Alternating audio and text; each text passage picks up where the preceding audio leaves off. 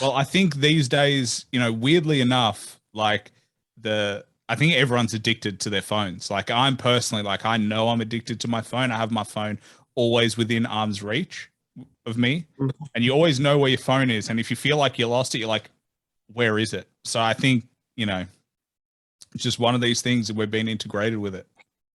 Yeah, I mean, I look at it like normally play like I play chess a lot on my phone. Like I'm addicted to chess, so I like doing that when I'm not doing anything. Or you just think of things to whatever. Now I film my own videos with my phone, so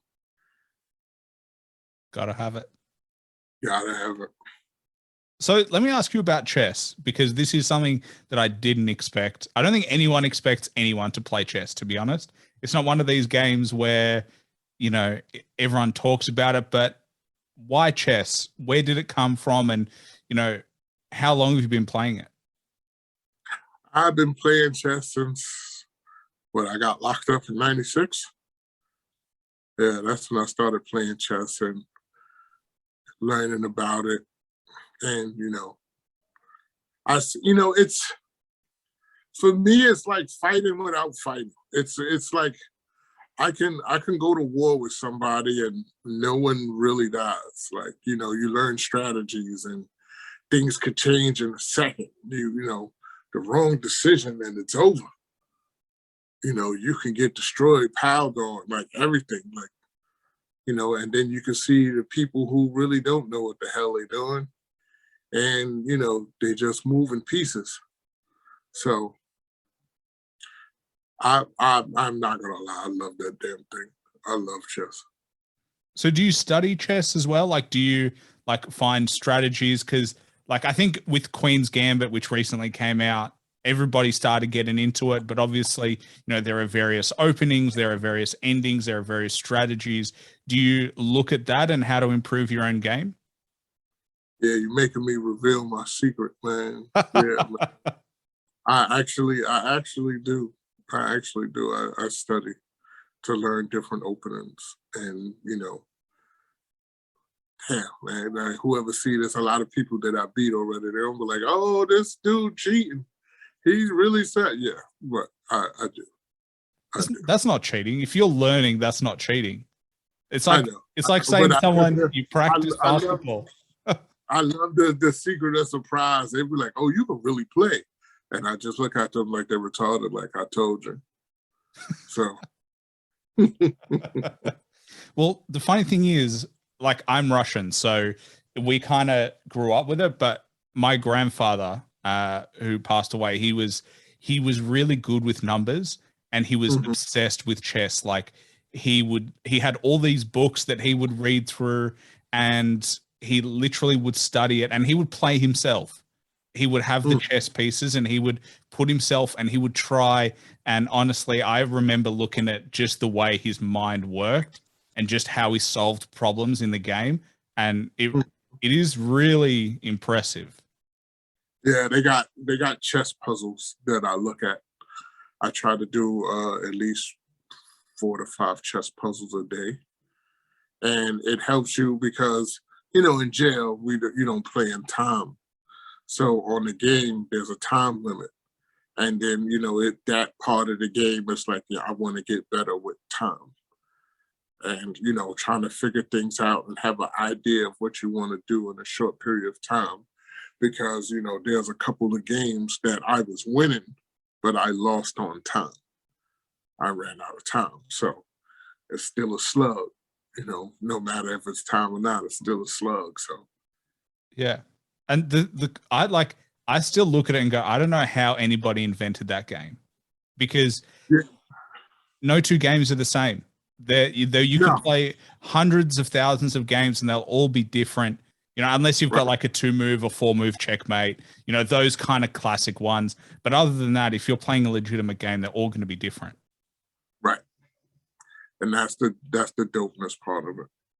Because somebody can do something, and that it was you wasn't ready for.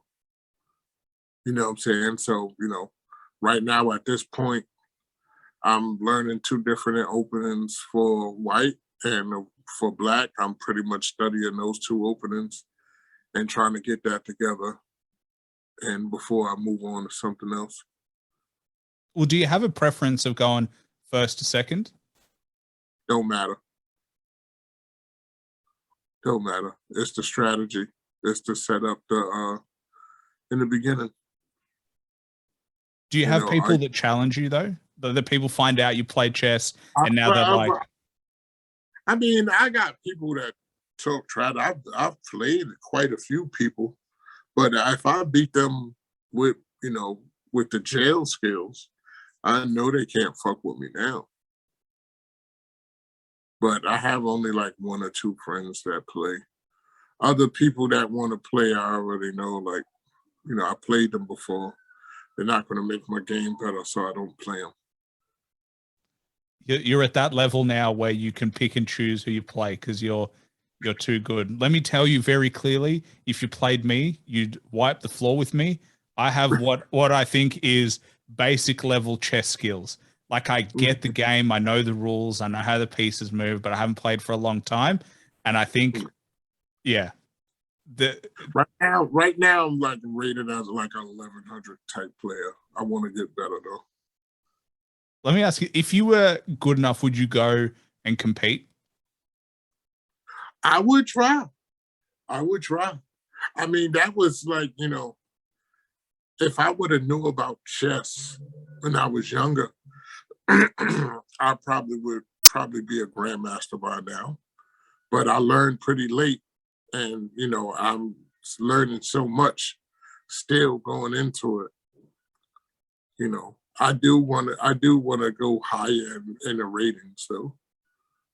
I'd love to You know, see that. I'd love to see you compete with, a gangster rapper playing chess, learned chess in prison. I just love the story of just that whole narrative. It would be so cool. I think, it would just be one of these it's like a fairy tale story, like literally the last person you would expect to become a grandmaster or a champion.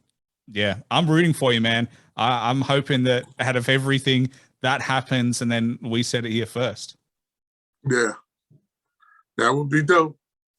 That definitely would be dope. Because I would talk shit like, the genius play. I want to probably, catch him one day. The genius is pretty good. I don't know how the RZA plays. I think the RZA plays too, but, you know, I've seen the Jizza play a Grandmaster. I think the Grandmaster only had like 2 minutes and the genius had 10, something like that. There you go. See, the thing about hip hop, which I love, is like the people like yourself, like it inspires all these different things. Like it's not just about the music. And, something that I wanted to ask about the chess was like, how do you think chess has influenced the music, or how do you think it's influenced you as an individual in terms of your own growth? Oh, if you listen to some songs, there's a lot of chess references in there. And certain things, move like a bishop, you know, treating people like a pawn.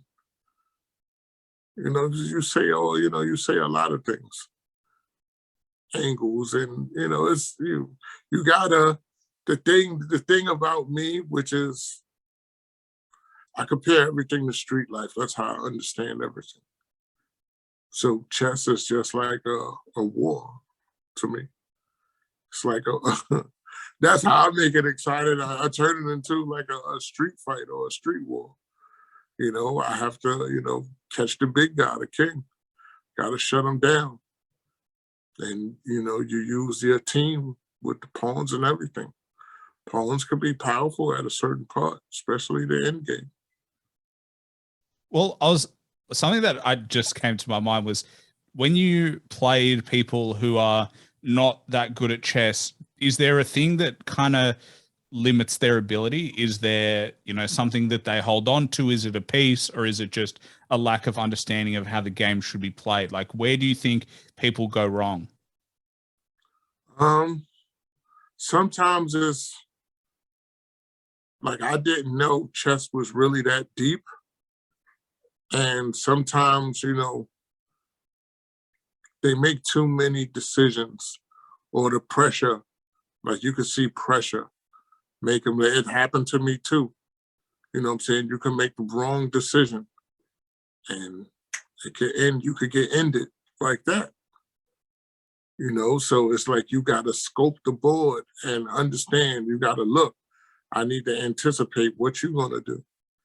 And even if you don't do what I expect you to do, I still got to prepare for that.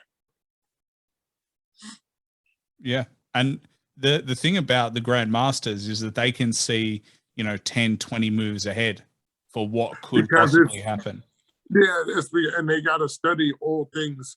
They got to study if you take the pawn. They got to study if you don't take the pawn. So they have to see, what if you move this? So they got to prepare themselves just in case you do it. They already have their move scoped it for what's next. So that's what, and to do it fast, because I believe the Grandmaster games is only like 3 minutes. So you got to do it fast. Yeah, wow. And they lose a lot of weight playing as well, because the mental exertion is that, intense, that like, it is all your focus. Like they train for it like it's a sport. Yeah. Yeah, they got people that help them, and they study old chess games and everything. So they look at grand champions that played each other and somebody, how they took the tournament, look at all the old games. A lot of people have a chart. Well, they have it on the computer now where they chart all your moves that you do. It'll tell you your blunders, your mistakes. You got me revealing a lot of stuff on here. Well, I think, to be honest, most of my listeners aren't chess fanatics. I'm not going to lie. Like, I don't cater towards the chess community that heavily. So maybe I'll get a new type of listener. We can, maybe this has opened up a whole new segment. It's just talking about chess with Illa G.